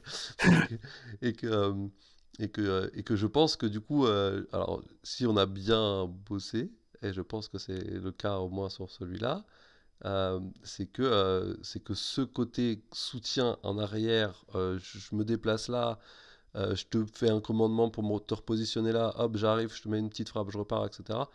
Ça, on l'a toujours, ce gameplay. Il est même encore plus renforcé. Ce qu'on a essayé d'éviter, c'est le commandement c'est ça, c'est le truc, genre, t'es là, ok, commandement de Chekhov sur Dogaev sur Chekhov, charge 6 de combat, frappe 6 de combat, je me pousse avec la deuxième frappe, je retourne là, et puis prochain tour, je reviens. C'est ça qu'on a essayé qu'on a- Donc du coup, si je comprends bien, les modifications, c'est pour essayer que vous arrêtiez de jouer bête et méchant, quoi. C'est que, en fait, il faut que les gros joueurs jouent bête et méchant pour qu'on voit pour qu'on trouve qu'est-ce qui est bête et méchant et qu'on arrête de le rendre possible. Hmm. Je comprends. Je pense que les modifs, c'est ça. Tu vois, de toute façon, de manière générale, les errata impactent tout le monde. Euh, les gros soucis d'équilibrage impactent plus les gros compétiteurs que les joueurs casuals de manière générale, je pense. Oh, Euh, clairement. euh, donc, euh, donc les errata sont, on va dire que les errata sont plus nécessaires pour des gros optimisateurs que pour des joueurs casuals qui vont se dire en fait c'est pas grave. Tu vois, un joueur entre guillemets, y a aucun jugement de valeur hein, dans ce que je dis, hein, absolument aucun. Mais un joueur casual un, un, un joueur opti, il dit, je joue l'une rouge, en fait je joue ça. Voilà, jouer l'une rouge c'était jouer ça pendant un joueur opti. Euh, un joueur qui est plus casual va se dire ah mais là j'ai envie de jouer Marlowe. Du coup je vais jouer lui. Enfin tu vois. Je veux jouer que Mais des gardes. donc ouais, ou je vais jouer que des gardes ou machin truc. Moi sourire il est pas garde, j'ai pas envie de le jouer donc je vais jouer autre chose. Donc c'est c'est moins grave parce que tu as ce romantisme là de dire bah, c'est pas grave je joue autre chose, j'ai envie de jouer à ce truc là et tout. Donc moi je pense qu'il faut des villes optimisateurs pour voir ce qui est déséquilibré et essayer d'apporter un gameplay plus intéressant. Je Bah, il pense que faut tous les aspects du jeu. ouais, je pense que le gameplay de Gareth, je pense qu'il est plus intéressant. Le gameplay alors, même si j'ai pas beaucoup joué et que peut-être que dans 3 mois, quand je l'aurai un peu plus joué, je dirais ah, finalement, je reviens sur ce que j'ai dit. Mais je pense pas, je pense qu'à la lecture, je commence à avoir lu assez de profils pour avoir une bonne sensation de jeu rien qu'avec la lecture. Mais, euh, mais je trouve plus fin, plus intéressant. Je pense que c'est le cas pour pas mal de profils. Au Wakan, des profils comme ça. Bah, c'est vrai que de mon point de vue, en restant sur Ogaref, moi, le premier truc qui m'est venu à l'esprit, c'est bon, il a perdu une action, mais en même temps, il a gagné un déplacement, enfin une pousse, enfin le fait de se pousser une fois. Mm. Donc en gros, il y a une action dont je pouvais en faire ce que je veux. Maintenant, c'est devenu un déplacement réduit. Et au final, avec l'inertie, j'ai deux déplacements réduits que je peux faire de façon beaucoup moins ciblée qu'avant, beaucoup Beaucoup moins rigide, ouais. plus, ouais, je sais pas le mot. Voilà, beaucoup moins rigide. Donc au final, pour moi, ça va pas changer grand-chose. Mm. Effectivement, maintenant que tu le dis, bah, du coup, il peut pas faire charge et frappe. Il devra faire, s'il veut faire les deux frappes, il se déplace et il aura pas le bonus, ou alors il aura que le bonus, mais il ne pas la deuxième. Il C'est faudra un effectivement, c'est repos pas les entre les choses deux. que je vois au premier abord. Mm. Mais en fait, Mais tu pouvais te rendre compte, c'est vraiment un des trucs, c'est que il y a un moment où, dans le jeu où tu mettais pas de capa, tu donnais des profils avec Endu 3, combat 5 VT2 et rouler jeunesse, quoi. Tu vois. Tu faisais ton tour des compos, tu faisais ton tour de tes profils et tu dis, alors ils sont où les combats, les Endu 3, combat 5 VT2. Alors je le prends lui, je prends lui, je prends lui. Et c'est comme ça en, en bâtisseur, on se retrouve avec des compos genre Hugues, Rose, et puis après je me pose la question de ce que je mets à côté. Non, c'est pas l'idée, les gars. C'est pas comme ça que. ouais, je comprends. Voilà. Bon, bah. Non, bah, avec du recul sur toutes ces modifications-là, il n'y a rien qui me choque, il n'y a rien qui me dérange plus que ça. Y a pas de... Ça va changer les choses et c'est bon, c'est ça qui fait vivre le jeu. Il Tant n'y a mieux. rien qui me dérange réellement dans les modifications de cette vague-là. Enfin, il n'y a pas de raison que les autres non plus, mais vu qu'on parle de cette vague-là, celle-là, il n'y a rien qui Mm. me dérange. Ah bah, tant mieux. Tant mieux, tant mieux. Et et t'as acheté un coup d'œil sur les décibels?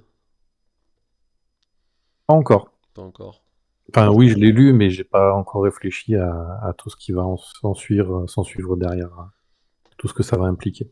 J'aime bien son petit pouvoir de bloquer le passage. J'aime bien ces petits invisibles, ouais. On en fera une review. Bon, bah sur ce, je vais arrêter l'enregistrement. 1h42, on est pas mal. On est beaucoup plus long que ce que je pensais. Et ben merci Mickey. Et je t'en prie, merci de l'invitation. Ça me fait plaisir d'avoir pu participer. De rien. Allez, ciao.